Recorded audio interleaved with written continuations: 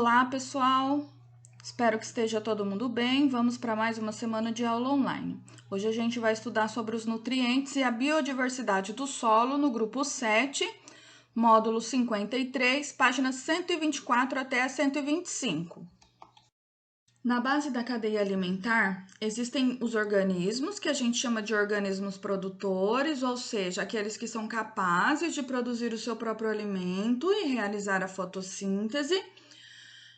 Para que uma planta se desenvolva, ela precisa de elementos, nutrientes que são essenciais, do solo, como, por exemplo, os minerais do solo, os sais minerais, os gases da atmosfera, como o gás carbônico, o gás oxigênio, precisa da água e também da energia luminosa, energia que vem da luz solar. E para isso, existem esses nutrientes que são essenciais, né? Quem que são esses nutrientes? São os macronutrientes e os micronutrientes. Os macronutrientes são aqueles que o vegetal necessita em maior quantidade, e são o nitrogênio, o potássio, o cálcio, o magnésio, o fósforo e o enxofre. Os micronutrientes são aqueles nutrientes que são necessários em pequenas quantidades, né? E são o ferro, o cloro, o boro, o manganês, o zinco e o cobre. Esses nutrientes essenciais, ou seja, os macros e os micronutrientes, eles são de suma importância para os vegetais. Por quê? Quando falta algum nutriente para a planta, ela vai começar a apresentar os sinais de desnutrição. E quais são esses sinais? São o amarelamento das folhas, a perda precoce das flores e dos frutos, a quebra do caule, o ataque por animais que são herbívoros, né? Então, todos esses nutrientes, a planta necessita deles nas quantidades adequadas, sendo os macronutrientes em maior quantidade e os micronutrientes em uma menor quantidade. Quando falta algum nutriente no solo, a planta começa a apresentar alguns sintomas de desnutrição, como a gente já citou, né? E esses sintomas, eles podem ser o amarelamento das folhas, como a gente também já falou, a perda precoce das flores e dos frutos, a quebra do caule, o ataque por herbívoros. Além disso, as deficiências de nutrientes minerais dos solos causam uma série de problemas para a produção agrícola.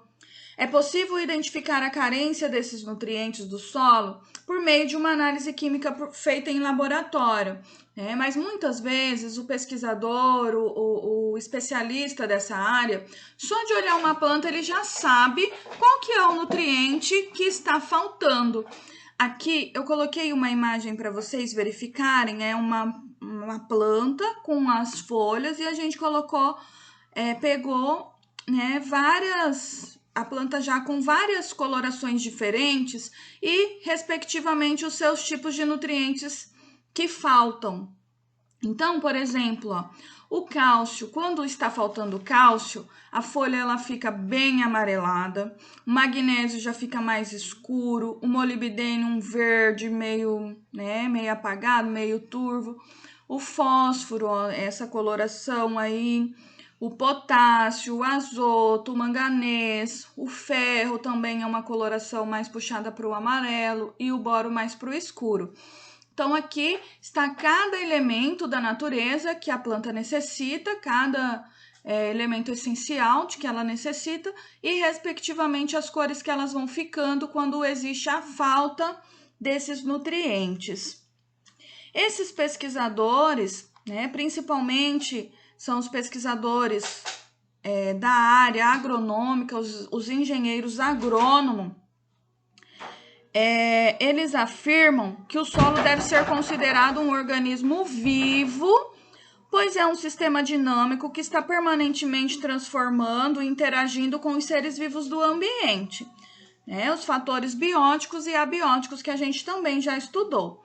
Então, existe de fato essa interação entre o solo e os seres vivos que o habitam, né? E esse processo é essencial à saúde ambiental e também à saúde humana, porque Sem essa interação entre os fatores bióticos e abióticos, não existiria vida no planeta Terra. Aí a gente vai falar um pouquinho sobre a macrobiota e a microbiota. A macrobiota são todos aqueles seres vivos que nós podemos enxergar a olho nu, ou seja, eu olho e eu vejo.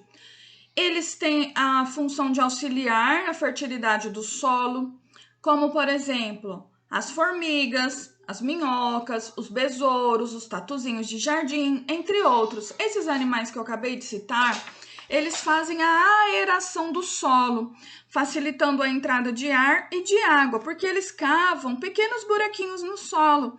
E isso facilita a entrada de água e de ar, né, fazendo com que esse solo ele torne um solo mais fértil. E esses animais, quando a gente olha, a gente consegue ver, né, a olho nu, só de olhar. Então, quando a gente consegue ver esses seres vivos, a gente diz que estamos numa macrobiota. Já a microbiota são os seres vivos que nós não podemos identificar a olho nu, né? Aqueles que não são visíveis sem o auxílio do microscópio óptico. Eles auxiliam na decomposição da matéria orgânica e são tão fundamental para o solo, né? Sem eles também o solo seria um solo pobre em nutrientes, né? E são exemplos os fungos, as bactérias, os protozoários.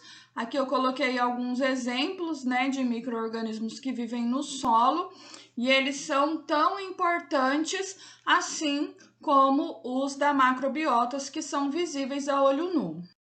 Entretanto, alguns micro-organismos, eles podem ser maléficos aos vegetais, como alguns fungos, também algumas bactérias e alguns vírus, tá? As plantas atacadas por esses seres, elas apresentam sintomas específicos e que podem ser detectados por um biólogo, um engenheiro agrônomo, um engenheiro florestal ou até mesmo um outro profissional que seja capacitado para isso.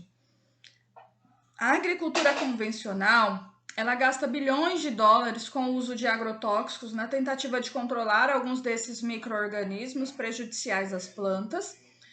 E como esses produtos podem trazer alguns riscos ao meio ambiente e às pessoas, outras alternativas podem contribuir para a redução do uso de agrotóxicos, como a utilização de uma prática que combate as pragas agrícolas a partir do uso de seus inimigos naturais, os que a gente chama de controle biológico, né? Que é quando a gente utiliza um outro ser vivo para exterminar aquele que está causando prejuízo à lavoura.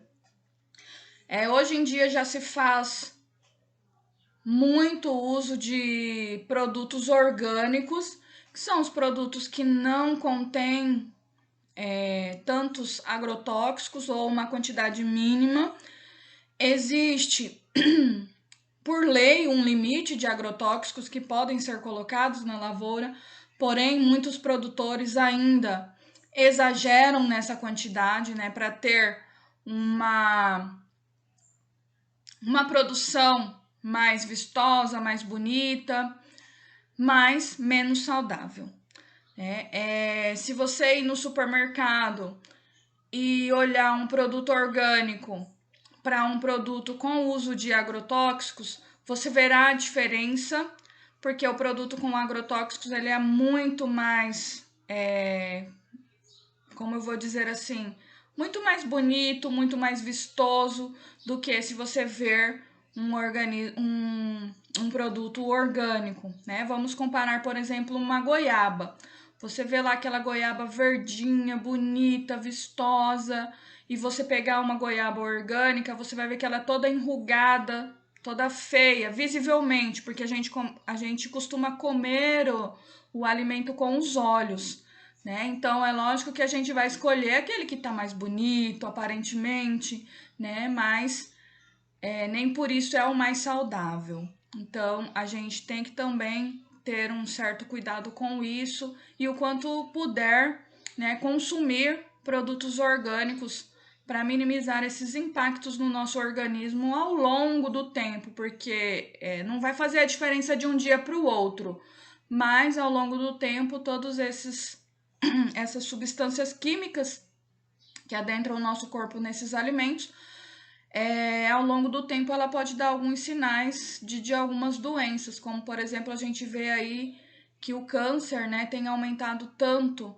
e alguns pesquisadores já afirmam que esse aumento é devido aos alimentos que a gente come, a esses produtos com essas substâncias que ao longo do tempo podem fazer mal para a nossa saúde. Por hoje é só, então atentem-se ao prazo de entrega das atividades. Tem aluno que está deixando de entregar as atividades ou estão entregando atrasados. Então, tudo isso pode prejudicar a nota de vocês depois. Quem está com as atividades atrasadas, vamos tentar nos organizar, né, para tentar postar essas atividades no dia certo, até o horário que a tia estipula lá na plataforma, tá? Um beijão, fiquem com Deus e se cuidem.